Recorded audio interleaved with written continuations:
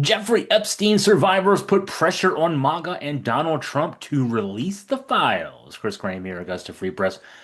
Surprising thing to me when I turned this press conference on earlier today, we've been hearing about it for probably the last week.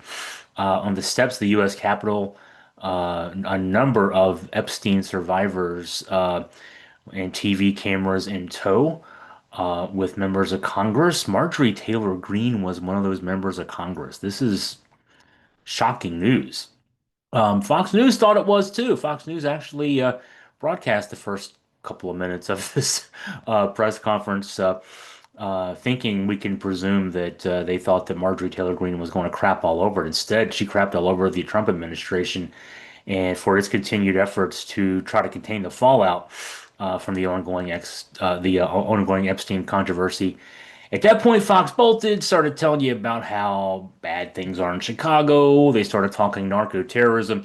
I want to suggest you can feel free to forward this video to your MAGA mother-in-law because she missed a lot when Harris Faulkner was talking trash on Democrats instead of showing this press event. Here's a quote from Lisa Phillips, one of the Epstein survivors who spoke their truths in front of the world on Wednesday. Mr. President Donald J. Trump, I am a registered Republican. Not that that matters because this is not political. However, I cordially invite you to the Capitol to meet me in person so you can understand this is not a hoax. We are real human beings. This is real trauma. Now, as she and others were speaking, it's not a coincidence that there were two military flyovers over the Capitol, um, trying to drown out the noise from the press event a couple of miles from the White House. It didn't work as intended, that effort at silencing survivors. In fact, it's just something else that we notice. This is what has been going on with this case for 30 years. An effort by various wealthy people to silence these folks. Now, as all this was going on, a couple of miles away, in fact, it's 2.2 miles away officially. I did the Google map on it. I have walked the route. I've actually walked from the White House to the Capitol a couple of times. It's a good little walk, especially with all the stoplights. You go down Constitution Avenue, you cross Pennsylvania Avenue. Trump was talking with reporters in the White House literally as this was going on. This is one of the things Fox was showing. I had two TVs going. Um, and he was asked a question. I mean, there were a number of things going on. He was trying to deflect to your mother-in-law. Um, but he put the emphasis on that H word when confronted about the Epstein case. A reporter asked him to comment. He said, "This is a Democrat hoax that never ends." You know, it reminds me a little of the Kennedy situation. We gave them everything over and over again, more and more, and nobody's ever satisfied. And from what I understand, I could check, but from what I understand, thousands of pages of documents have been given. This is what the president had to say, which is true. Thousands of pages of documents have been provided to the House Oversight Committee, which demanded the DOJ's Epstein files. But I saw a number, 97% of the files were things that were already in the public domain. Very little new information actually included in this new document dump. Certainly nothing of any interest or nature of revealing the identities of the client list that has been a focal point of not just Democrats. Let's talk about Donald Trump promising on the campaign trail in 2024 that he would release the files. Pam Bondi, his attorney general, promised that she would release the files. She said she had them on her desk early this past March. Um, Now, Trump is trying to frame this Epstein controversy. It's been 6 months since Pam Bondi said that she had the list on her desk, and that she also handed out binders to far-right influencers as part of a PR stunt. He's been trying to frame this as a hoax. He said today they're trying to get people to talk about something that's totally irrelevant to the success we've had as a nation since I've been president. He said again he's ended 7 wars. There's not a single war that's ended. The only war that we have going on of any consequence is Russia, Ukraine. It's very much, unfortunately, still going on. When even Marjorie Taylor Greene is out front and center calling BS on the dear leader, you know things are about to get interesting. I just don't know where this is going to go. This is what Marjorie Taylor Greene had to say. Jeffrey Epstein and his cabal continued a nightmare. Those people deserve the shame And today we are coming forward and we're going to fight like hell for these women because we have to fight like hell for those that are enduring sexual abuse and are living in a prison of shame. Anyone that is being abused, it is not your fault. You should not. You should live with no guilt or fear or shame. All the fault belongs to the evil people that do these things to the innocent. Marjorie Taylor Greene, Nancy Mace, and Lauren Boebert, I S you not, have joined, along with fellow Republican Thomas Massie, in signing a discharge petition to try to get the bill authored by Massie and Democrat Ro Khanna, compelling the DOJ to release all the files from the Epstein case to get to the House floor. Marjorie Taylor Greene, Nancy Mace, and Lauren Boebert have signed this discharge petition. No petition. The petition only needs two more Republicans to sign to get this on the House floor. Marjorie Taylor Greene, another quote. I ask my Republican colleagues not to choose just one path for justice and transparency and accountability. I ask my Republican colleagues to choose every path for justice and accountability and transparency. I'm flabbergasted, to say the least.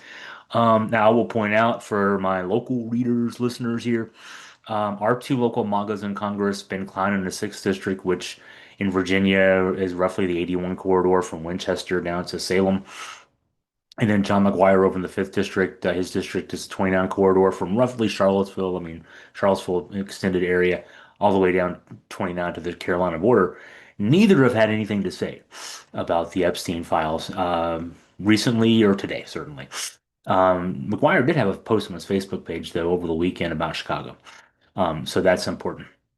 Now, this Lisa Phillips is a former model, said she was swooped into the orbit, swept into the orbit of Jeffrey Epstein and Ghislaine Maxwell because they promised they would help her modeling career.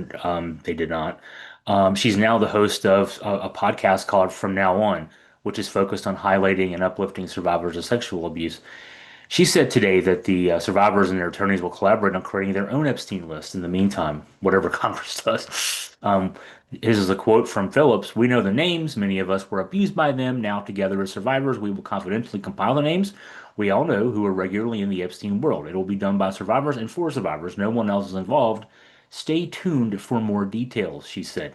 That would seem to put the ball in the court of MAGA Republicans who, aside from Marjorie Taylor Greene, Nancy Mace, Lauren Boebert, Thomas Massie, have been loath to buck the Trump party line on much of anything the past 8 months. And this would seem to put the pressure because, hey, you can release it or the survivors will release it.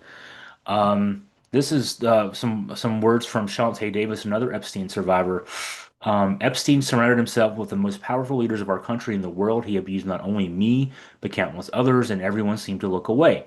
The truth is, Epstein had a free pass. He bragged about his powerful friends, including our current president, Donald Trump. It was his biggest brag, actually. And she went on to say, during her first trip to the Palm Beach residence of Jeffrey Epstein, that she drove there from the airport with Ghislaine Maxwell. And they, Jeffrey and Ghislaine, were always very boastful about their friends, their famous or powerful friends. And his biggest brag, Jeffrey Epstein's biggest brag, forever, she said, was that he was very good friends with Donald Trump. He had an 8 by 10 frame picture of Donald Trump on his desk with the two of them, like they were very close. Um, I will conclude with another quote from Shantae Davis. Why was Ghislaine Maxwell the only one held accountable when so many others played a role? Why does the government hide this information from the public? Secrecy is not protection, it's complicity, and as long as the truth is buried, justice will remain out of reach. That is why this bill matters, that House bill that is just a couple of votes away from getting on the House floor. Passing it ensures that the suffering of survivors is not in vain. Passing it will bring accountability, transparency, and prevention. It will help protect the next generation of predators who seek to place themselves above the law through wealth, influence, and connections. And she probably didn't mean to say protect, but protect protect people from the next generation of predators. This is um, this story's not going to go away. Let's just say that is pretty obvious at this stage. And we will obviously keep our eyes on it, and particularly, for our readers, listeners, we'll keep up with how our local MAGA Republicans in the House handle this situation. Some other news that, if just real quick, I want to mention as we wrap up the brief video here, the brief podcast here. other politics stories that we have today on Augusta Free Press. I did a piece on Elizabeth Guzman. We're going down the list of 21 Democratic challengers in the Virginia House of Delegates who are in competitive districts and working to try to flip those districts. It's already the Democrats already have a majority in the House of Delegates, but certainly looking to build upon that. And so today we featured Elizabeth Guzman in the 22nd House District, which is a part of Prince William County. And so there's some information there about her. Also, a story about a healthcare group, nursing home group, suing the Youngkin administration over Medicaid reimbursements. A piece looking into that issue. And then finally, a piece looking at the Trump administration's decision to cut a $39 million Norfolk wind project because Donald Trump doesn't like windmills, as he likes to say. So that and more on Augusta Free Press. If you have any questions for me, any news tips, any commentary, please drop me a line at chris@augustafreepress.com.